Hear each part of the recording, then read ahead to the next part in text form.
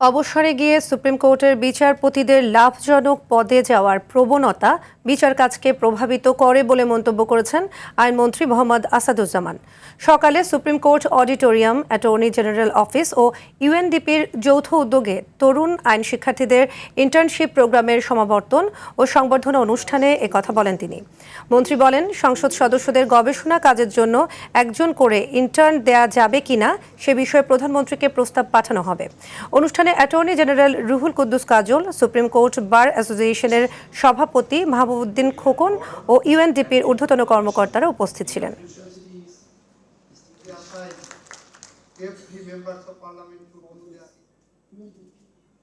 রিটায়ারমেন্টের পরে কোনো জাজকে এরকম প্রলোভনমূলক জায়গায় দিতে গেলে, ঝুলিয়ে রাখলে এই প্রতিষ্ঠানে ধাক্কা আসবে। আমরা চাই এই সবগুলো যাচাই বাছাই করে একটি স্বচ্ছ, স্বাভাবিক আইনি প্রক্রিয়ায় যেতে, যাতে করে আমাদের আগামী প্রজন্ম তাদের প্রজ্ঞা মেধা দিয়ে এই বাংলাদেশকে সামনের দিকে নিয়ে যেতে পারেন।